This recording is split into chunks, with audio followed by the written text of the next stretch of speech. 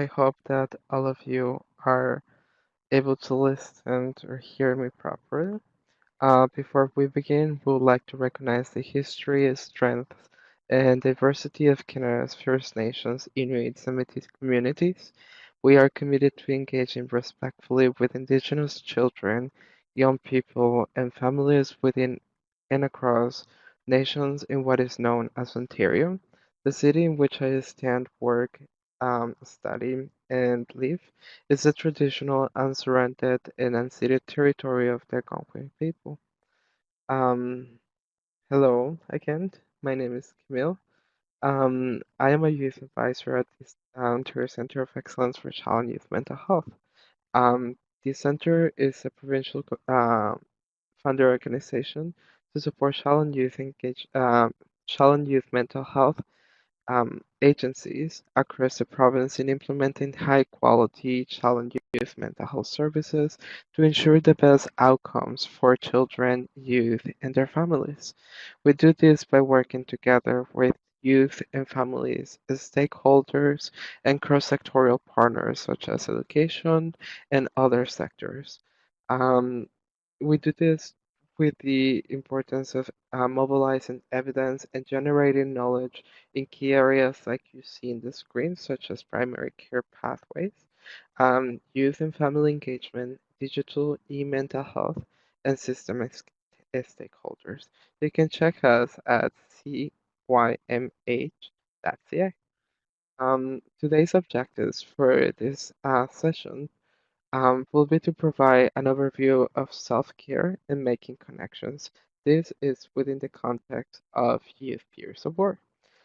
What are some of the ways that you can put those skills into practice and discuss as a group a few things we have learned about this session today. So I'll be playing the videos. If anyone has any trouble hearing anything, feel free to message me, honey mustard.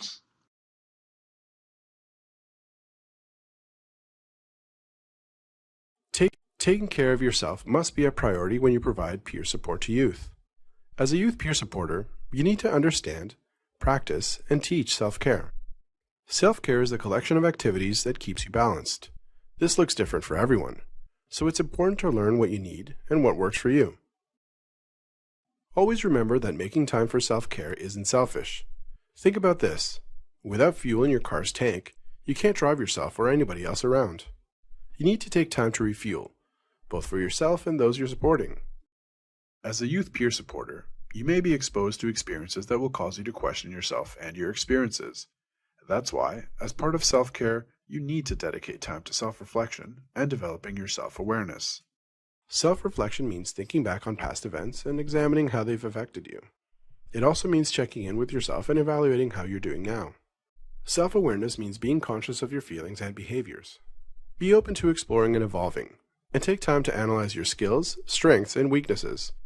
This will make you a better youth peer supporter. And most importantly, don't be too harsh with yourself. You're not expected to be perfect. Be kind and compassionate to yourself, like you would to someone else. Consider writing in a journal to think about what you've learned, your accomplishments, and how you would respond to a situation differently if you were given a second chance. Your thoughts, emotions, feelings, and behaviors are all connected, so it's important to look after your whole self. To help you understand and manage your emotions in a healthy way, surround yourself with positive people and those who lift you up. Prioritize important relationships in your life, and make time for those people. Remember, they support you in many ways so that you can support others. Practice self-love. Celebrate your successes. Remind yourself how great you are.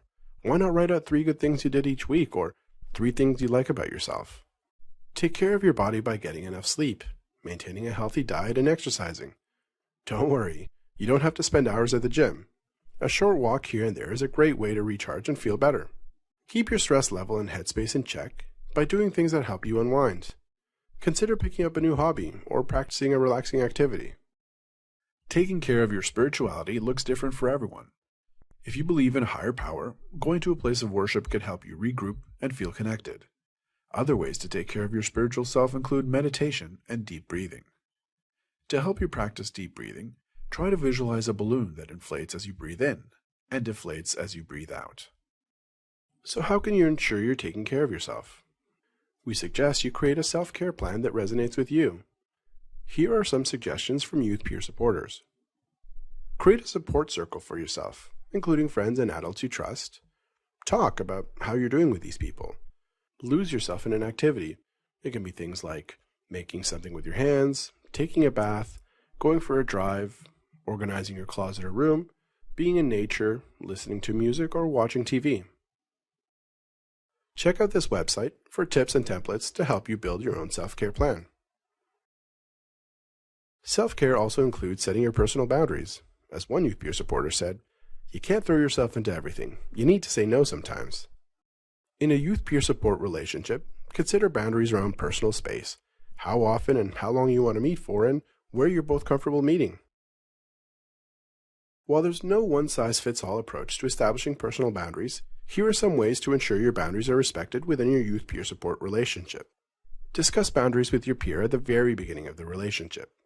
Personal boundaries may evolve over time, so discuss them again when they change. Be mindful of the limits of peer support, and discuss how agencies and professionals in your community can help with different aspects of mental health and well-being. Remember to be realistic. Setting boundaries can help you from overcommitting and extending yourself. As part of setting your boundaries, consider whether you want to use social media with your peer. Here are some tips from youth peer supporters on providing online support. It's your personal decision to provide online support or not. Let those you're supporting know that you can't be available 24/7. Provide them with other contacts and resources for when you're offline or unavailable. Schedule times when you're available to provide online support. This can be agreed upon when you discuss expectations, and it may fluctuate depending on the support required. Develop a dedicated account for your peer support work, so that your personal information and interest won't be shared with the people that you're supporting. Be respectful, be aware of confidentiality, and respect the privacy of those you're supporting. It's very important not to post pictures or comments or share identifiable information unless you have permission to do so. When big issues come up, consider meeting in person. And be mindful when providing youth peer support within an organization. Most organizations have their own social media policies that you'll need to follow. Setting personal boundaries can be tricky, but remember, you don't have to do this alone. Talk to a trusted friend, peer, or adult if you need the guidance. Thanks for watching. Up next, making connections.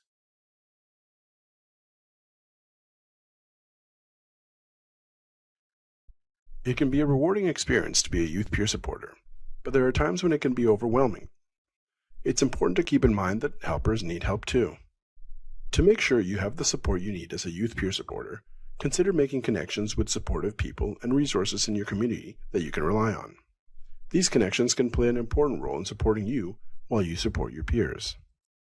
We all need people in our corner, people who can look out for us and support us when we need it. This is even more important when you're supporting your peers. An adult ally is a trusted adult that coaches, supports, advocates for, and works together with youth. An adult ally might be a teacher or academic advisor, a parent, a mental health professional, like a counselor or social worker, or another leader in the community. An adult ally can help you in your role as a youth peer supporter in a variety of ways. In difficult times, they can help guide you when you need to make tough decisions. They can help you develop your critical thinking skills by asking questions and challenging your perspective from time to time. They can also help by providing you with additional tools and resources, such as information about local services. Most importantly, an adult ally can be a non-judgmental, approachable person who can support you throughout your personal peer support journey. You might also find it helpful to turn to a trusted adult ally to debrief after providing peer support. A debrief is a planned conversation with someone you trust to help you share the load that sometimes comes with providing support to someone.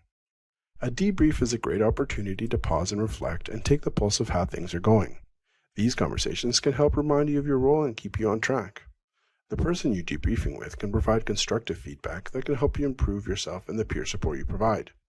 During a debrief, it can also be helpful to check in about your own mental health, stresses, and workload to prevent from getting overwhelmed or burning out. If you're providing peer support within an organization, debriefing may even be a formal part of your work. It can also be helpful to form connections with resources available in your community, both for you and your peer. In your role as a youth peer supporter, it's important for you to become familiar with other local service providers and the services and programs they offer. That way, you'll have a toolbox of different tools you can refer to when needed. For example, depending on the situation and the needs of your peer, You'll be able to refer your peer to different supports, such as an adult ally or a mentor, community events and activities, harm reduction programs, and counseling services, just to name a few.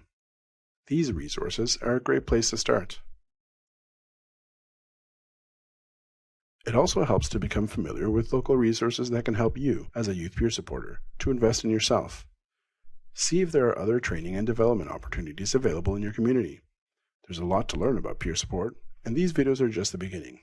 In fact, when it comes to youth peer support, learning is a lifelong journey. Commit to building and expanding your knowledge and experience. As a youth peer supporter, you always have room to grow. Finally, as a youth peer supporter, it can also be helpful to connect with others who are doing the same or similar work as you. One way to do this is through a community of practice. A community of practice is a group of people who share a passion for something that they know how to do, and who interact regularly to learn how to do it better. Creating or participating in a youth peer support community of practice can help you connect with people who have been there, learn from other people's successes and challenges, and share your own wisdom and experiences. It can also keep you on track so you can be sure you're providing the best support possible and staying true to the key ingredients of youth peer support. Remember, as a youth peer supporter, it's normal to need support for yourself too. There's always someone out there who can listen and be there for you. And there are often lots of community resources you can tap into to help you on your journey. Thanks for watching. Up next, ending a peer support relationship.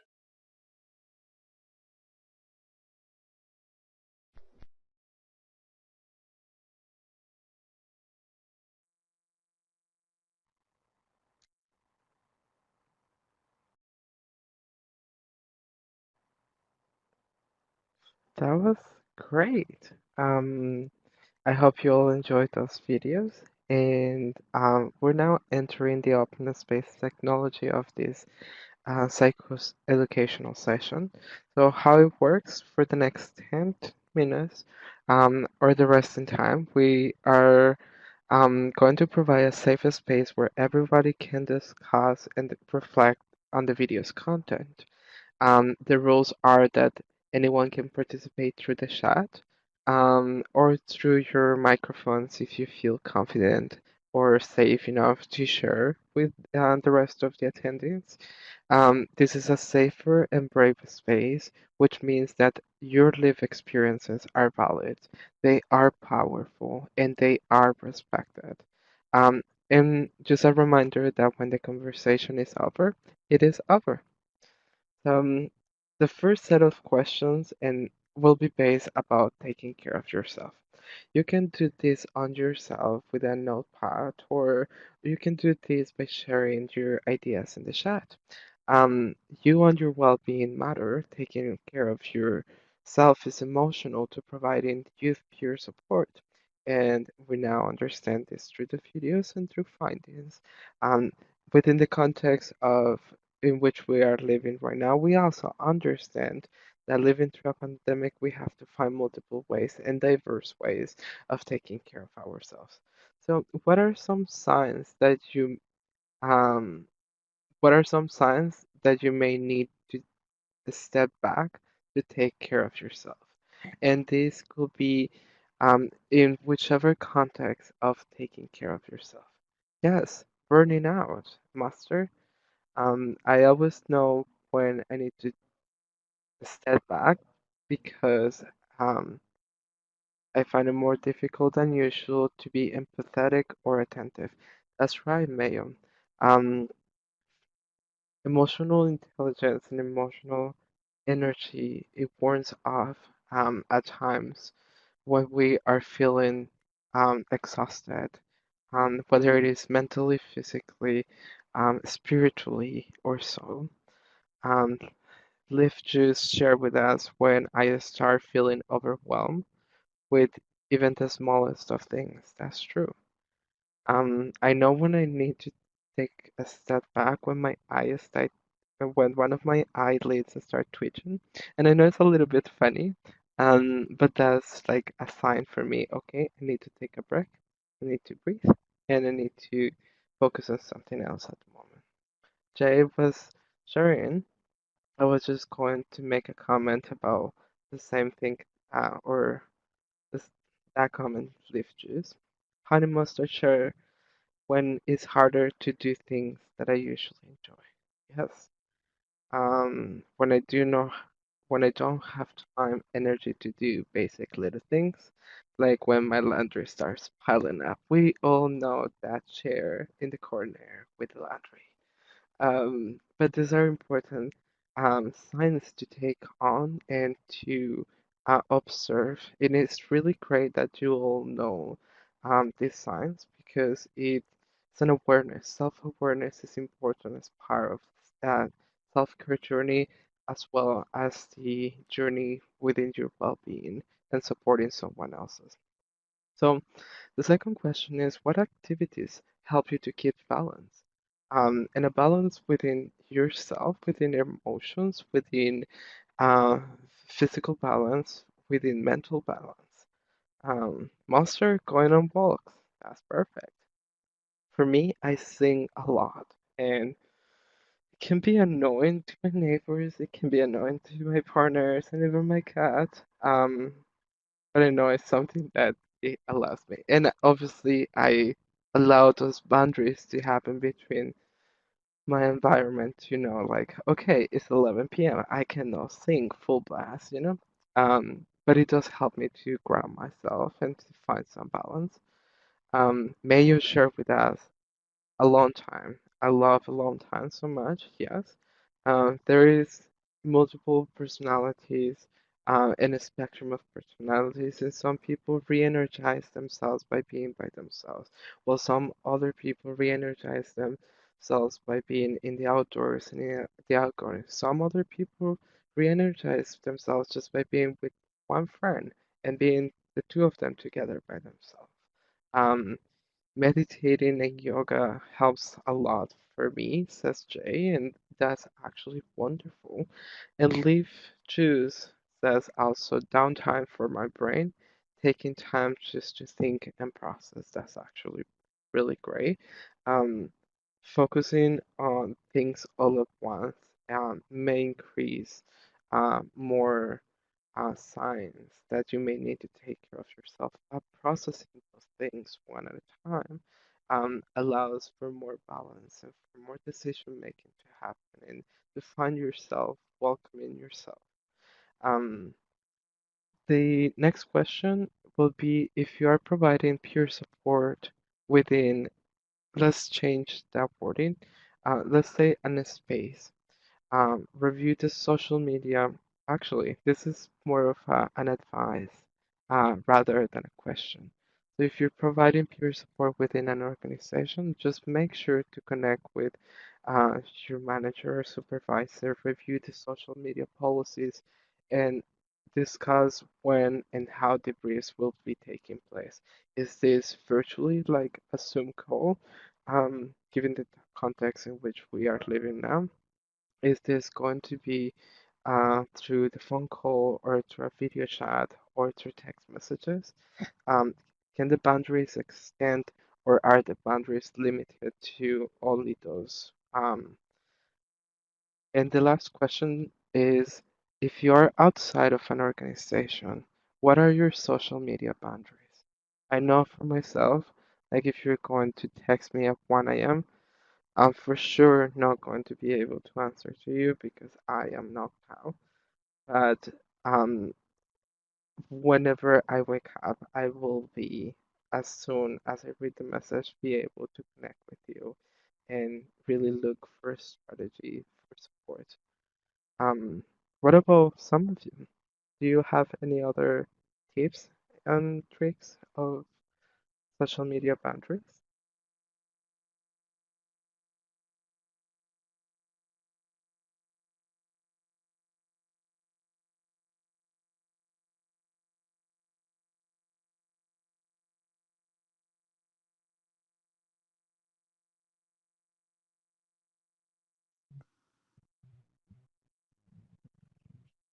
Multiple attenders. No, or we just missed what you said there for a second.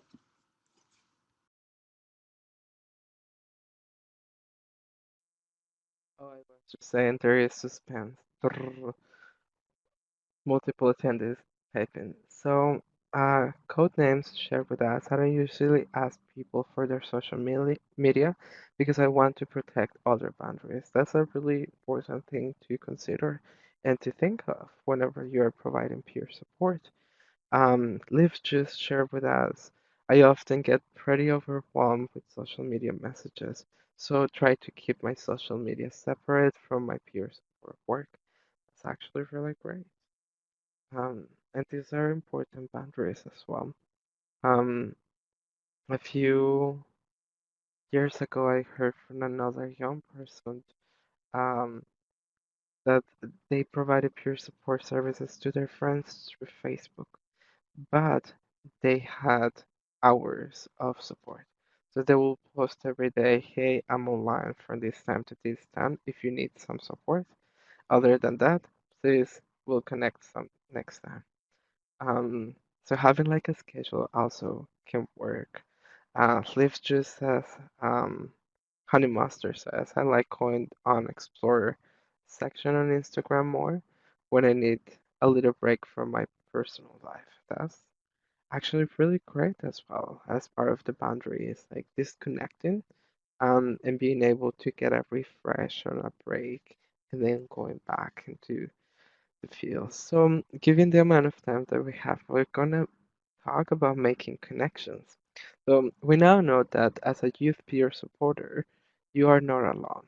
There are people, resources, and communities that can support your lifelong learning or ongoing learning through your peer support journey.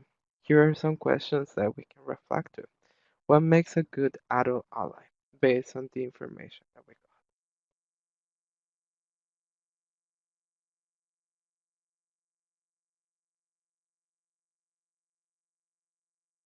For me, it was somebody non-judgmental, somebody that could listen to what I was going through without the need to ask me, how does that feel? Or, whoa, that was awful, or something similar, or a comment that will make my experience be diminished. Um, some other examples is, um, sorry, I'm going through the chat, and someone who is open to listening without inputting, like, oh, someone that makes me feel comfortable and have a safe space in the room. Someone who is open to listen without inputting their advice. Um, the, okay, I got to the bottom of the chat. Um, yeah, there are some amazing synonyms that are often used for adult allies, like active listening. Um, there are like trustworthy, fun. Um, when we think about an adult ally, more often we think like strict and we're gonna debrief and be more like on an ongoing kind of thing. But at times, the conversation of debrief can be fun as well. And those are some of the characteristics. I will invite you to continue seeking within your experience what makes a good adult ally as a peer supporter, and what are you seeking as an adult ally out there? Because those are important pieces as making connections and as part of your boundaries and self-care too. Who are trusted adult allies in your life that could help you to debrief? For me, it will be one of my dads, um, in somebody within the community. So I can disclose my what I'm going through and how am I going to support. Um, but for many other people, it could be their peers, um, or their colleagues, or their friends. And I'm seeing Leaf Juice share that the people who I typically go to debrief are also peers, people with lived experience of mental health. Yes, just feels more comfortable and safer. Yes, we now hear and we have experienced throughout the videos that these psychoeducational sessions share, that when you get to um, empathize with somebody else's experience makes the struggle humanized, makes it real, makes it less isolated, makes it less catastrophic, and makes it easier to navigate and to walk along with someone. Um, yes, makes it safer along the way too. Um, and these are just things on the top of our heads. Um, but I will again invite you to consider these questions as you are making your connections in your communities. Um, Sometimes adult allies are there, and they're enough to brief, but you may need some other toolboxes in your community, like accessing resources that are there, or knowing about those resources to be able to make a referral or to make connections with your peer. Um, Whether it is something you have experienced or something that you may never experience or may never have access to, but you think that it will be beneficial to your friends or the people that you are supporting to. Um, these are some questions that are great. And these are some of the questions that we have for today. I am mindful of the time. We also would like to thank you for your commitment to these videos and to these educational sessions. And next week, we have on the Pillars of Peer Support Learning series, ending a peer support relationship. It will be our last video, but I'll let her, Honey Mustard to take on a little debriefing and last words. Thank you, Teriyaki/Camille, for facilitating another great session. And I appreciate everyone for coming back to the sessions weekly, too. It's been great having all of you, and I hope that the discussions are helping. Kind of just think about where you are in terms of your mental capacity to support others and feel more prepared and yeah, I guess prepared to support others as well if needed. Thank you again. These sessions are recorded and will be posted when the series is all over next week. So if you want to go back to any of the sessions, you will be able to do so then. Otherwise, I hope you all have a great evening and rest of the great, really nice day out here in Hamilton. So I hope that wherever you are, it's really nice out as well. And I look forward to seeing all of you next week. Thanks, everyone. Thanks, Camille.